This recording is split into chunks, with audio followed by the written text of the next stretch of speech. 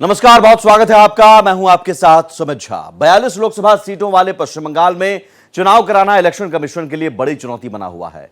चौथे चरण तक राज्य की 18 सीटों पर मतदान हो चुका है, लेकिन बाकी बचे 3 फेज में बंगाल की 24 सीटों पर वोटिंग होनी है।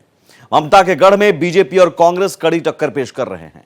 400 पार का विशाल टारगेट हासिल करने के लिए पीएम मोदी खुद बंगाल के मैदान में उतरे। पीएम ने रोड शो और रैलियों के जरिए राज्य सरकार पर तगड़े प्रहार किए। पीएम मोदी ने हजारों लोगों की जनसभा में मंच से संदेश खाली में महिलाओं के उत्पीड़न का मुद्दा उठाया। साथ ही सरहद पार से आए घुसपैठियों को ममता बनर्जी के शरण पर गंभीर सवाल खड़े किए। चुनाव के दौरान कई जगह बमबाजी हुई, जिसमें टीएमसी नेता की मौत हो गई और बीजेपी नेता के घर को फूंक दिया गया। वहीं संदेश खाली में भी महिलाओं ने रौद्र रूप धारण करते हुए टीएमसी कार्यकर्ताओं को दौड़ा दौड़ा कर पीटा। कुल मिलाकर पश्चिम बंगाल का चुनाव किसी युद्ध के मैदान जैसा बना हुआ है और आज इसी पर खास पेशकश 24 सीटों का रण, बंगाल में किसे बढ़त। मतदान के 4 चरण पूरे, बंगाल में 3 फेज अधूरे।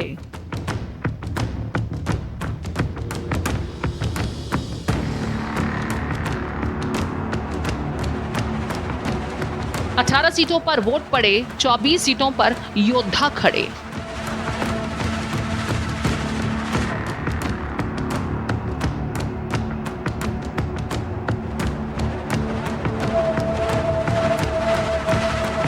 टीएमसी, बीजेपी, कांग्रेस किस ओर जनादेश।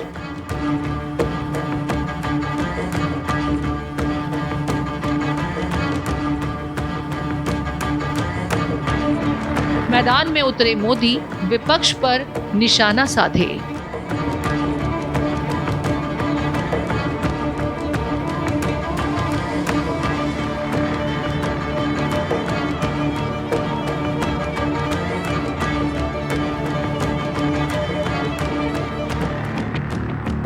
संदेश खाली, घुसपैठिए, दीदी पर सवाल खड़े किए।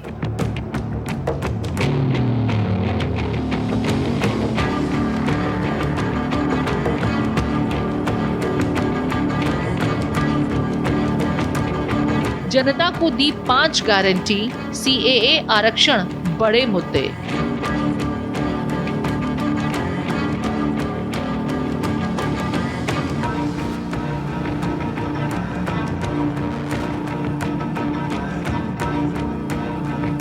बम, पिटाई, बवाल, चुनाव में हिंसा बेलगाम।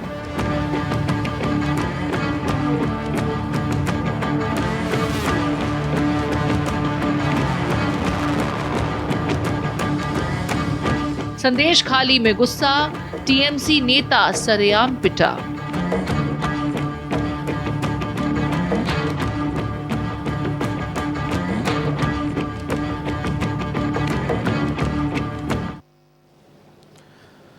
पश्चिम बंगाल के संवेदनशील हालात को देखते हुए चुनाव आयोग ने यहां 7 चरणों में मतदान का फैसला किया। इलेक्शन कमीशन का अंदेशा सही साबित हुआ। 4 चरण की वोटिंग तक पश्चिम बंगाल जंग का मैदान बन चुका है, जबकि अभी 24 लोकसभा सीटों पर मतदान होना बाकी है। 42 लोकसभा सीटों वाले इस प्रदेश को हर सियासी दल फतह करना चाहता है। हालांकि यहां मुकाबला टीएमसी और बीजेपी के बीच है, लेकिन राहुल गांधी की अगुवाई में कांग्रेस भी चुनौती पेश करने से पीछे नहीं है। मतदान के 5वें, 6ठे और 7वें चरण में बंगाल की 24 लोकसभा सीटों पर वोटिंग होगी। इनमें से ज्यादातर इलाके संवेदनशील हैं। अब तक 18 सीटों पर हुए चुनाव में कई जगह हिंसा हुई है। चौथे चरण के मतदान के दौरान बीजेपी उम्मीदवारों ने टीएमसी पर वोटिंग को प्रभावित करने का आरोप लगाया। मैं जब चुनाव प्रचार में गांव-गांव में गया, महिलाएं हाथ जोड़ करके हमको बोल रहे, दादा हम वोटिंग कर पाएंगे क्या, रोते हुए बोल रहे। कोई अपना बच्चा को बगल में खड़ा हुआ 5-7 साल का, उसको दिखा के बोल रहे देखो इसका जब से जन्म हुआ मैं वोट नहीं डाला, मुझे प्लीज वोट डालने की व्यवस्था करिए। और मैंने सबको बोला कि आप जरूर वोट डालेंगे, सुबह जाके लाइन में खड़ा रहिए। तो मुझे लगता है वोटिंग ठीक ठाक होगा। इनकी आदत है डराने धमकाने का, वही सीपीएम के समय करते थे लोग, वही टीएमसी में है, और प्रभावित करना। और आज सुबह से कई जगह एजेंट को, पोलिंग एजेंट को अंदर जाने के लिए मना कर, उसमें प्रिसाइडिंग ऑफिसर भी है। कंप्लेन आया, हमारे कार्यकर्ता गए हैं, हम प्रशासन को भी सूचित किए हैं। मुझे लगता है कि सब ठीक ठाक हो जाएगा। मैं भी निकलूंगा, जहां जो जरूरत पड़ेगा मैं वहां पहुंचूंगा। पश्चिम बंगाल की 42 लोकसभा सीटों पर बीजेपी और टीएमसी में आमने सामने की टक्कर है। लिहाजा बचे हुए चुनाव में ज्यादा से ज्यादा सीटें जीतने के लिए हर कोई प्रचार में पूरी ताकत झोंक रहा है। वहीं अगर पिछले लोकसभा चुनाव को याद करें तो पश्चिम बंगाल में 2019 के आम चुनावों के दरमियान टीएमसी 22 सीटों के साथ विजयी रही, जबकि बीजेपी ने 18 सीटों के साथ महत्वपूर्ण प्रगति की।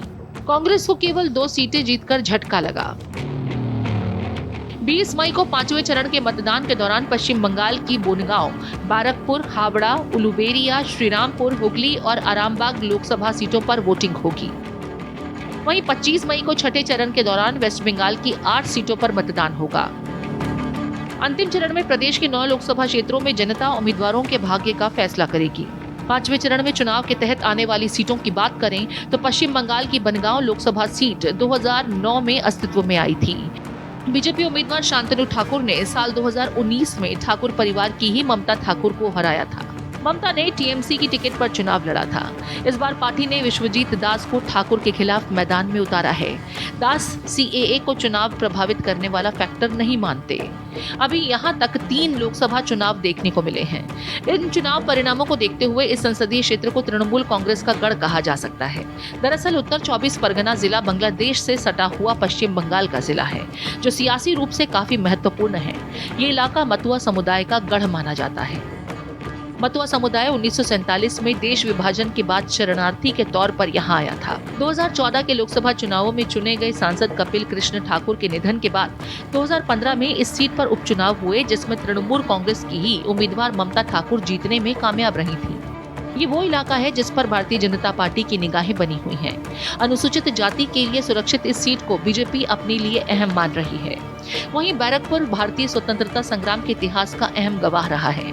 बैरकपुर की धरती आजादी की लड़ाई की तमाम घटनाओं की चश्मदीद है। अर्जुन सिंह के वापस भाजपा में शामिल हो जाने के बाद इस सीट पर बेहद कड़े मुकाबले की संभावना है। तृणमूल और भाजपा उम्मीदवारों को यहाँ जमीनी स्तर की राजनीति के लिए जाना जाता है। ऐसे में देखना दिलचस्प होगा कि चुनाव में जनता का साथ किसे मिलता है। लोकसभा क्षेत्र के तौर पर 1952 में अस्तित्व में आए बैरकपुर में मार्क्सवादी कम्युनिस्ट पार्टी और कांग्रेस के बीच सीधा मुकाबला रहा है। हालांकि ज्यादातर समय यहां से माकपा के सदस्य चुने जाते रहे हैं। औद्योगिक इलाका होने की वजह से बैरकपुर संसदीय क्षेत्र में आधी से ज्यादा आबादी कामकाजी है। इसमें भी हिंदी बोलने वालों की हिस्सेदारी तकरीबन 35% मानी जाती है। जाहिर है कोलकाता से महज 40 किलोमीटर दूर बैरकपुर लोकसभा सीट के अंतर्गत आने वाले क्षेत्र में हिंदी भाषियों में से सबसे अधिक संख्या उत्तर प्रदेश और बिहार के लोगों की है। माना जाता है कि बैरकपुर में जूट मिलों में काम करने वाले मजदूर नेताओं की किस्मत का फैसला करते हैं। 2019 में बीजेपी ने दिनेश त्रिवेदी के खिलाफ अर्जुन सिंह को मैदान में उतारा था और उन्हें जीत भी हासिल हुई। चुनाव प्रचार में बीजेपी राज्य में बिगड़ती कानून व्यवस्था, भ्रष्टाचार, महिलाओं पर अत्याचार और सीएए के मुद्दे के जरिए ममता सरकार पर हमलावर है। वहीं कांग्रेस और वाम दल अपने अस्तित्व को साबित करने के लिए लड़ाई लड़ रहे हैं। कांग्रेस और वाम दलों का पिछले विधानसभा चुनाव में खाता भी नहीं खुला था।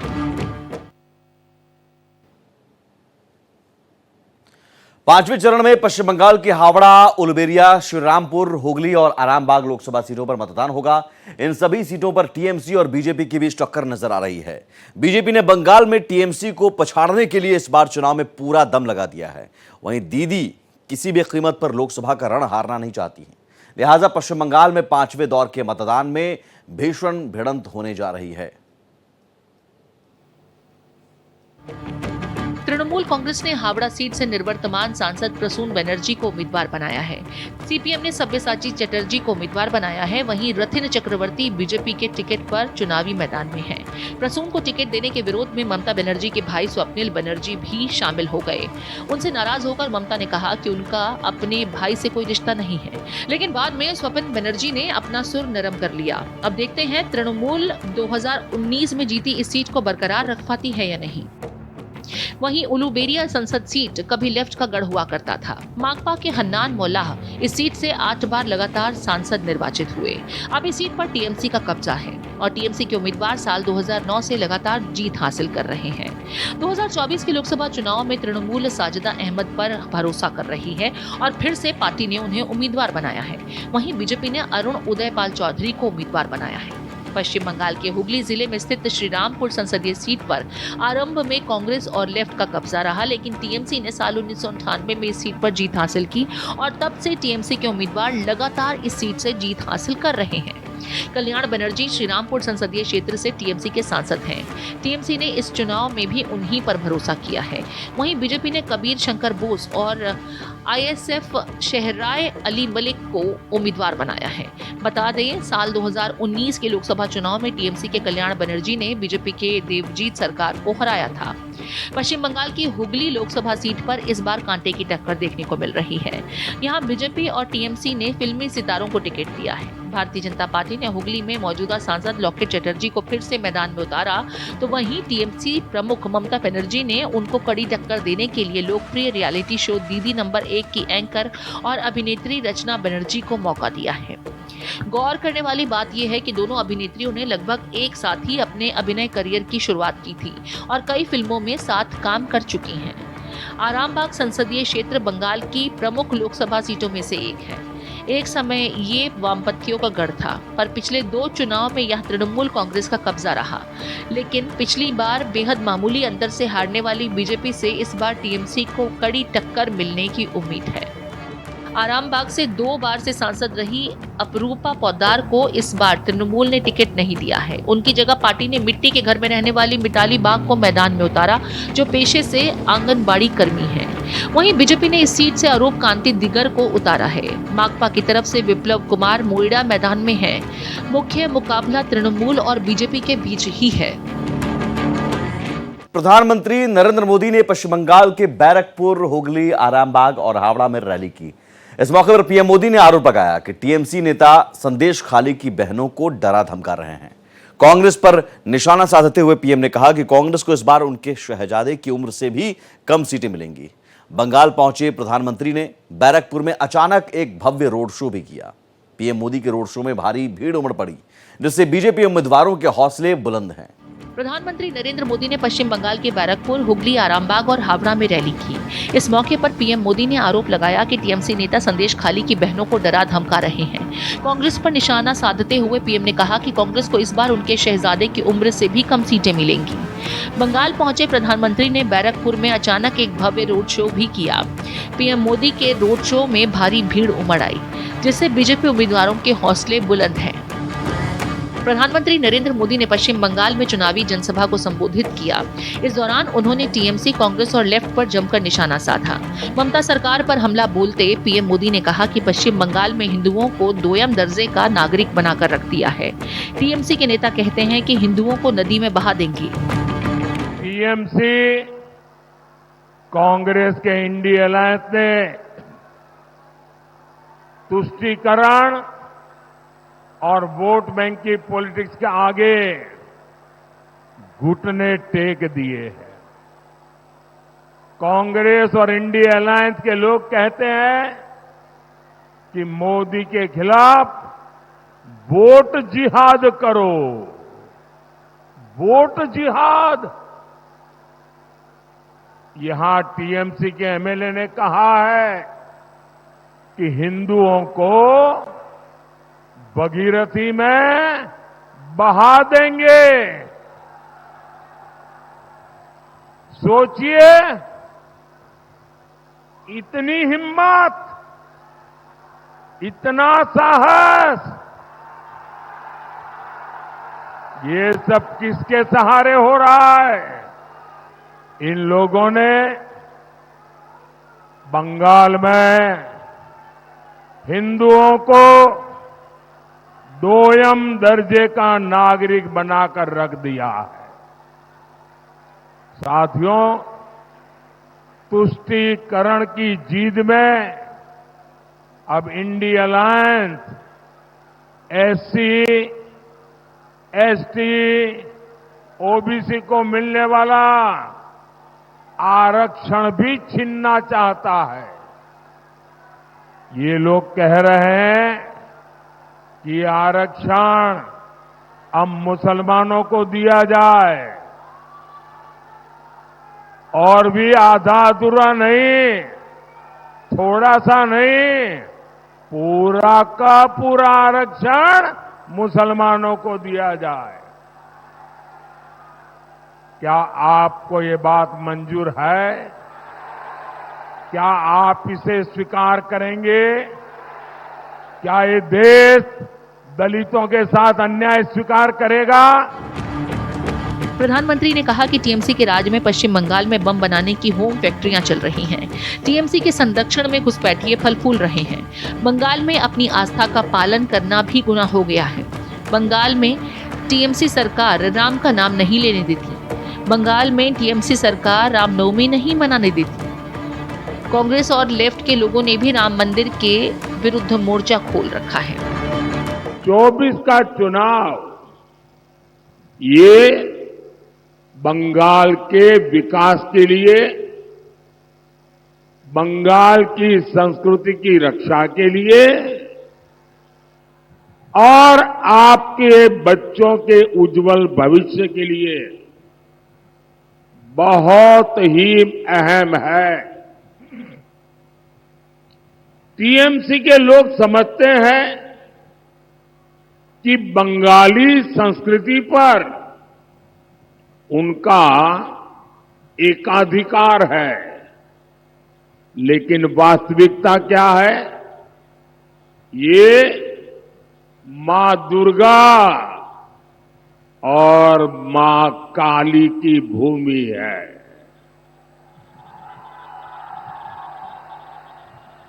लेकिन यहां लोगों की आस्था पर पहरा लगाया जाता है।